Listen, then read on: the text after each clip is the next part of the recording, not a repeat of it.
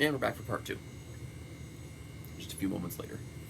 I never know with these electronic thingies how long it can record for, whatever, so we're going to stop at about half hour. I don't know. Okay. So back to the second paragraph on page 45. And so this spirit, this absolute, that's the inner being of the world, even in its otherness, it's still one with itself. So again, this connection between self and other. And again, we see this in our own relationships, right? There's this connection between self and other. Even at, and again, the deeper the relationship gets, the more complicated this becomes. There was a story on This American Life about this gentleman who, he and his wife had been married, I don't know, 30, 40 years, something like that. And he tells this story about when he and his wife saw Jacqueline Onassis entering a hotel in New York. They just happened to be out walking around, and they saw her. But the thing is, he wasn't there. He's not a part of the story. It was his wife, before they even started dating, that this experience happened to. But he'd heard the story so much that he'd subconsciously placed himself in that story. Her story had become their story. Two had become one, and so on and so forth. And it's not that he did it on purpose. He didn't mean to. He'd heard it so much he thought he was a part of that story. That given the depth of the relationship, sometimes it is difficult to determine where one stops and the other one starts, because you do kind of become one. So I want to quote a 21st century poet here who talks about this. And some of these lyrics some of these lines of poetry may be familiar to you. Okay. The first part I'll just start off. It doesn't really pertain to what we're talking about, but it does kind of get into it. And I'm not claiming this particular poet is familiar with Hegel. They could be familiar with Hegel, I don't know. But a lot of what's going on in this poem does pertain to Hegel. And he talks about progress in history and so on and so forth. So the poem, Mirrors. Aren't you something to admire? 'Cause your shine is something like a mirror. And I can't help but notice you reflect in this heart of mine. If you ever feel alone and the glare makes me hard to find, just know that I'm always parallel on the other side. 'Cause with your hand in my hand and a pocket full of soul, I can tell you there's no place we couldn't go. Just put your hand on the glass. I'm here trying to pull you through. You just gotta be strong. 'Cause I don't want to lose you now. I'm looking right at the other half of me. The vacancy that sat in my heart is a space that now you hold. Show me how to fight for now. And I'll tell you, baby, it was easy. Coming back here to you once I figured it out. You were right here all along. It's like you're my mirror staring back at me. I couldn't get any bigger with anyone else beside of me, and now it's clear as the promise that we're making, two reflections into one, because it's like you're my mirror staring back at me. Again, this reflective relationship between self and other, between absolute and creation. We'll talk even more about how that looks from our perspective here in a little bit. The next verse. Aren't you something an original? 'Cause it doesn't seem merely a sample. And I can't help but stare, 'cause I see truth somewhere in your eyes. Truth. I can't ever change without you. You reflect me. I love that about you. And if I could, I would look at us all the time. Now, this absolute is looking at us all the time. And the absolute, we are sort of like the absolute's mirror. Now, we don't necessarily see the absolute as a mirror to ourselves, though maybe a little bit. But we do see each other as mirrors and as reflections, right? Learning about myself through my relationships with others, especially in weird circumstances like we're in now, right? There are so many people now, because of the quarantine, the stay-at-home, and so on and so forth, who are learning so much more about the people they actually live with than they would have otherwise. And in learning about the people they live with, they're also learning about themselves. So this poem goes on, hand in hand, pocket full of soul, so on and so forth. I don't want to lose you now, looking at the other half of me, like you're my mirror. The bridge then, It's a song, obviously. Most of you probably know this one. It's from the great 21st century poet Justin Timberlake, if you're not familiar. A song entitled Mirrors. Yesterday is history, right? It's in the past. What is history? Progress. So yesterday was more progressive than the day before. Today we're further along than we were yesterday. Tomorrow is a mystery. Yep. Because the absolute doesn't even know. It's not all-knowing. It may be all-powerful, but it's not all-knowing. If it knew everything, it wouldn't need to create creation because it already knows about itself. Tomorrow is a mystery even to the absolute. I can see you looking back at me. Keep your eyes on me. Baby, keep your eyes on me. Now, you're the inspiration of this precious song, and I just want to see your face light up since you put me on. So now I say goodbye to the old me. It's already gone. And I can't wait to get you home just to let you know you are.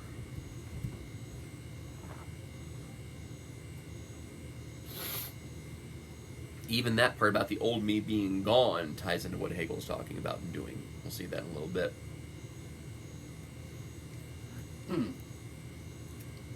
Back to page 45 then. This self-containedness, right? This substance that is also subject, even while it objectifies itself to see itself differently. That sounds super jargon-filled philosophical, I'm sorry. I don't know how else to say that one. Because eventually these lines are going to get super blurry between subject and object. Again, like the self-portrait. Yes, it's an objective portrayal, but it's an objective portrayal by the subject, both of the painting and the person who did the painting. They're both subject and object. It's very funky and very weird very quickly. Just like the absolute is both the subject looking at all of this, but also the object that it's looking at because it created everything. This self-containedness is first something known by us. It's implicit in its nature, an sich. Spiritual substance. It must get knowledge of spirit and must be conscious of itself as spirit. So when we start looking towards what this means for us, in this role of other, part of what it means for us to become more self-actualized and more self-aware and more self-conscious is to be aware that we are reflections of the absolute, says Hegel. Conscious of itself as spirit. This means that it must be presented to itself as an object, but at the same time, straight away, annul and transcend this objective form. So both subject and object. Again, the and both thing. Then we get into the crux of this particular excerpt, which is what does this progress actually look like, especially for us. So, and again, it's difficult to talk about because everything is true and also false. So, and this is a progress tale. It's an ascendancy tale. It's going to look a lot like the divided line. And again, that's on purpose. So here's the goofy way that Schrappe come up with to draw the distinctions, but also the connections between these things.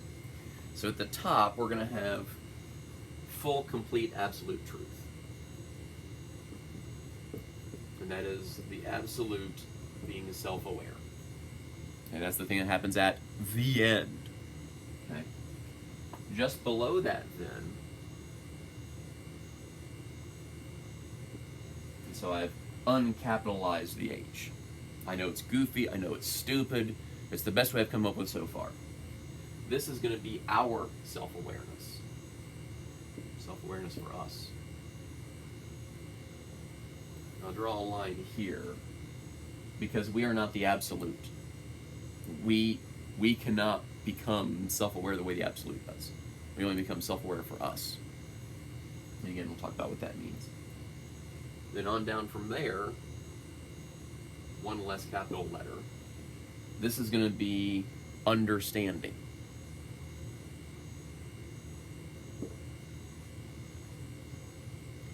Below that, then, perception. And below below that then. Sorry.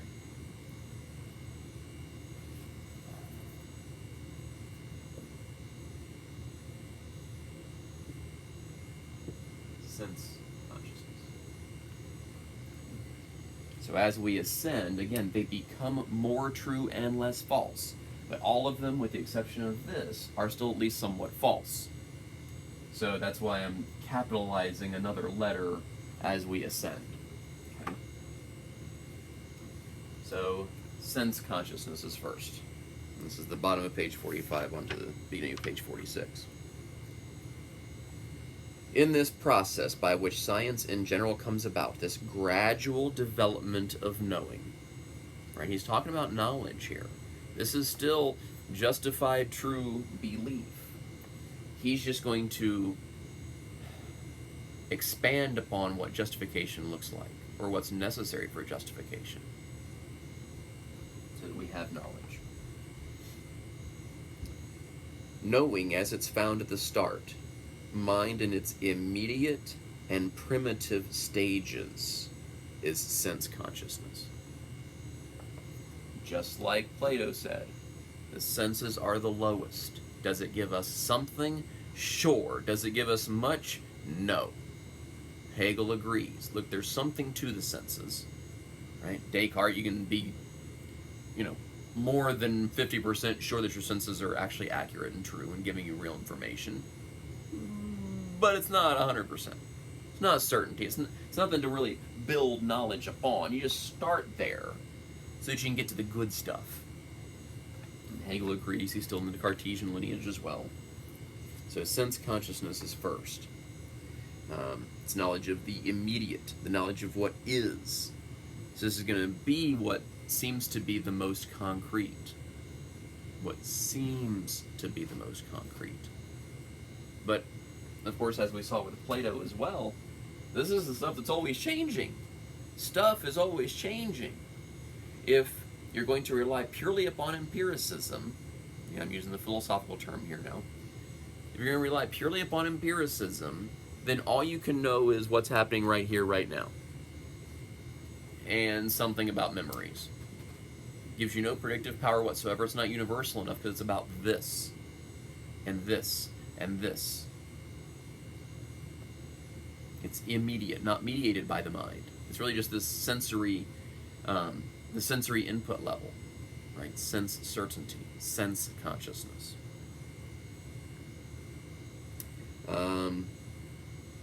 It's the poorest kind of truth. One of the analogies I like to use to describe this is like a tree.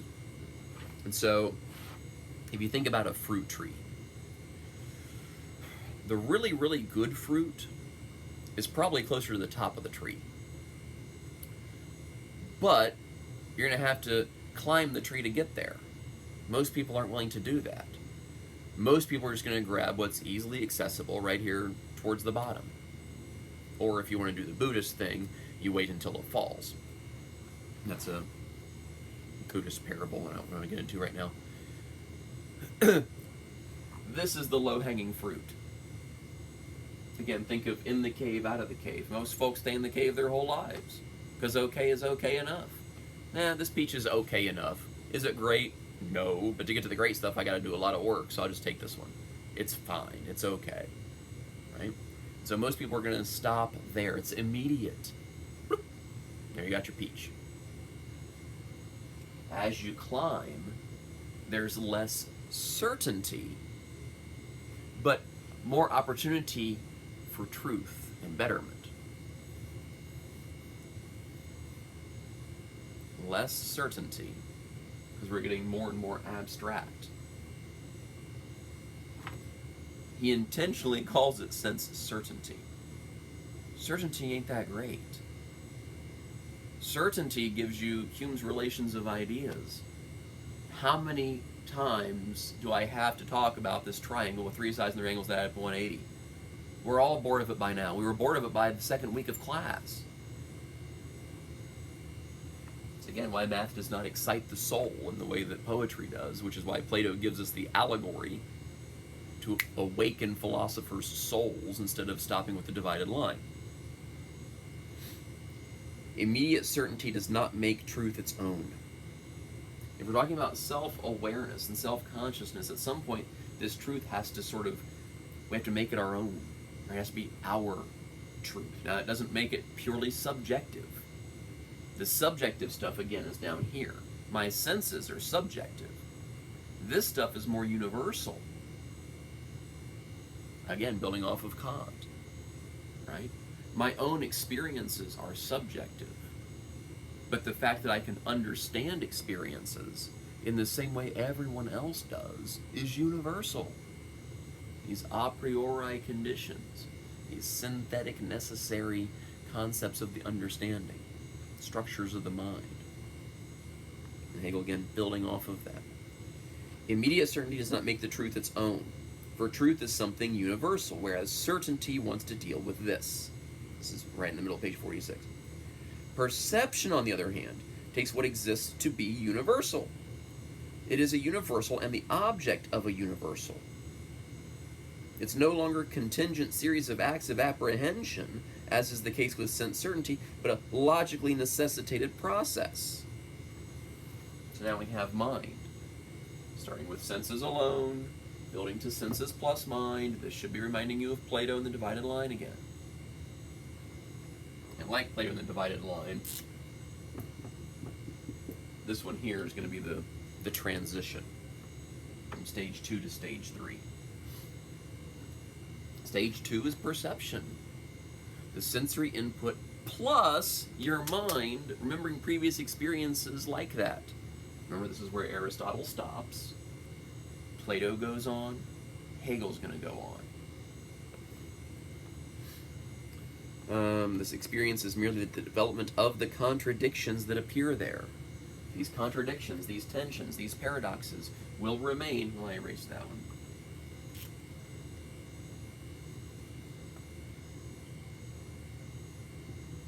Will remain until the end.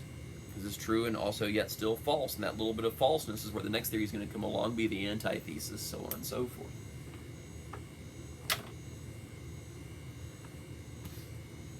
The contradictions that appear there.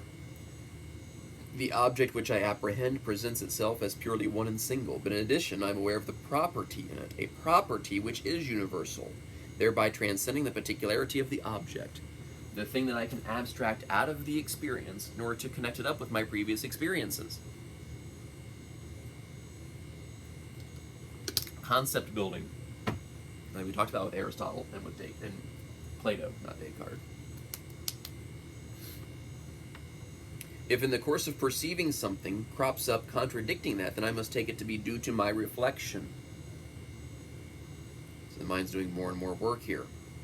This thing, then, is in point of fact merely white to our eyes, sharp to our tongue, cubical to our feeling, and so on. The entire diversity of these aspects comes not from the thing, but from us. We are consequently the universal medium. So Hegel here agrees, look man, we're probably never going to get to things in themselves. We're never going to get to the noumenal world. So why worry about the noumenal world? The noumenal world is perhaps there just for us to learn more about ourselves. Just like the created world is there for the absolute to learn more about itself. How about that? Alright, now here this third stage, this understanding stage, is where Schrappe at least thinks Cottingham has no idea what he's talking about. Cottingham's focusing on tennis balls or some nonsense like that. Cottingham is still too worried about objects. Hegel's trying to make this shift towards subjects. Hegel's trying to make the shift toward us and our relationship with others. Hegel's laying the groundwork for Freud. Freud, remember, minored in philosophy. Freud's a student in the late 1800s. Hegel's writing in the early 1800s. This whole Oedipal complex, right, where the son wants to kill the father and marry his mother and so on and so forth, and therefore become the new father and the new controlling power figure, blah, blah, blah, whatever, okay. What's really going on, if Hegel's right at least, is that in order for me to be self-aware, I have to be my own person. In order for me to be my own person, I can no longer be so-and-so's son. So, my own family history. My great-grandfather, and this is southeastern Ohio, Athens County, the Plains, coal mines, and so on and so forth. So my great-grandfather chewed tobacco, because who doesn't when you work in a coal mine in southeastern Ohio?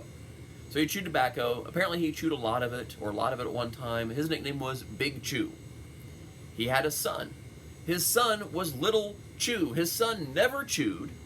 His son died in the war. His son was barely 18 when he died. He was Little Chew, even though he never chewed, right? He was not his own person. He was merely an extension of his father. Dad's Big Chew, so he must be Little Chew, right? This is the same deal with Junior or the second. One of my good friends in high school, I haven't talked to him since then, his name, Elwood Stowe Hare. He was the fourth. Once you get to 4, you can't really break the line at that point. He has a son. Guess what his son's name is? Elwood Stowe Hare the fifth. Then it's this connection to history, which is maybe a part of the universal human condition as well. We can be a part of our past and know where we come from, Ancestry.com and all that stuff.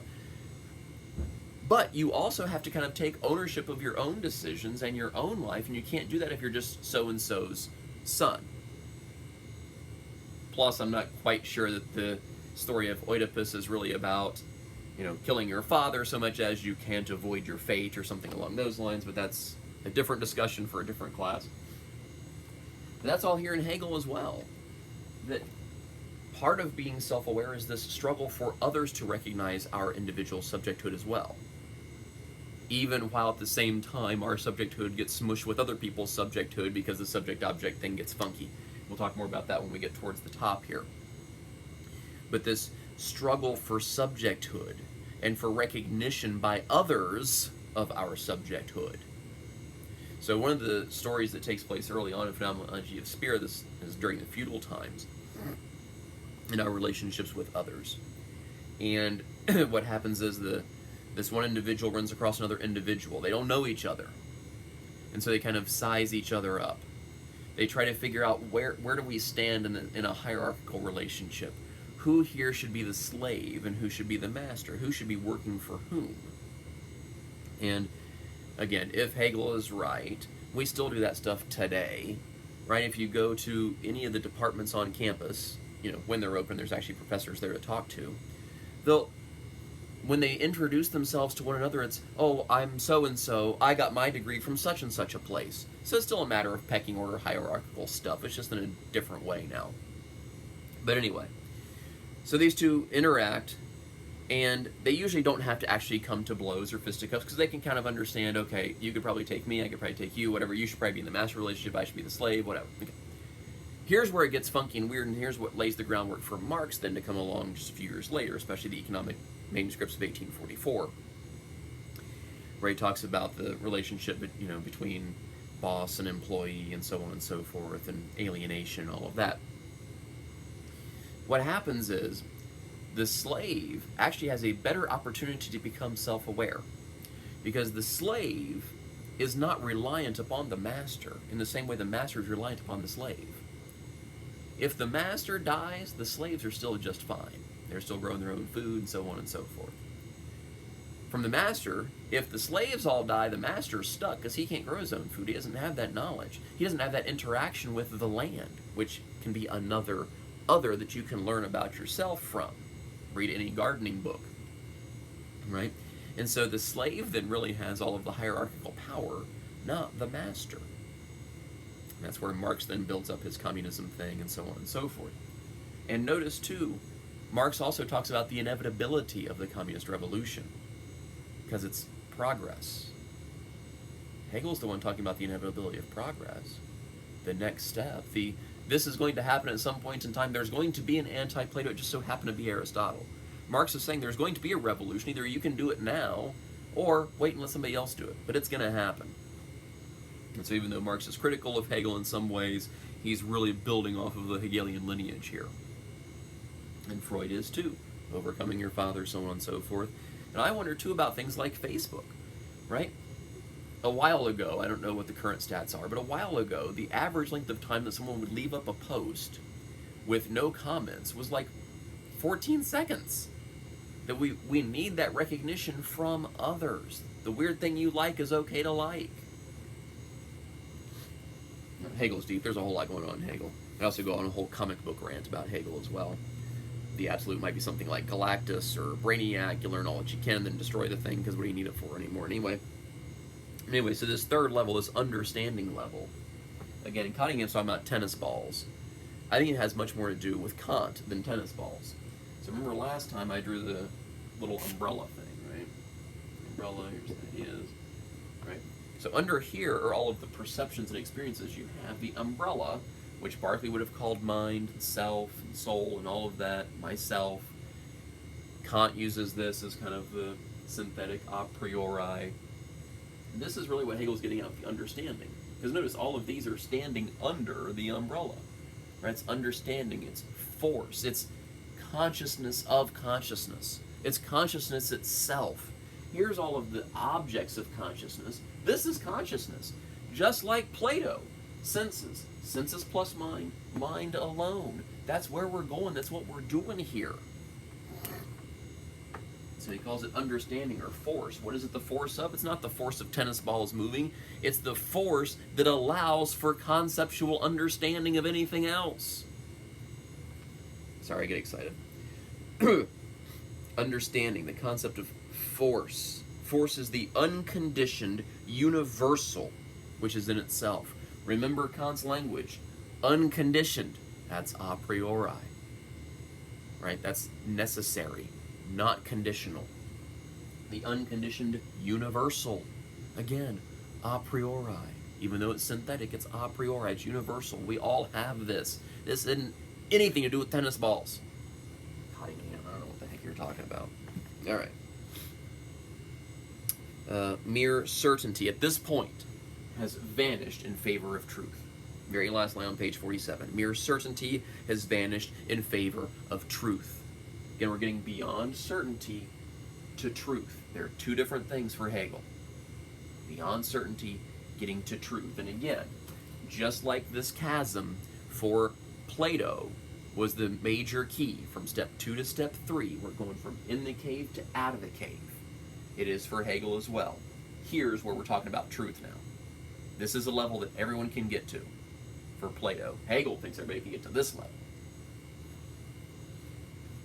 And we're at almost the half-hour point, so I guess I'll stop here and then do part 3 of Hegel.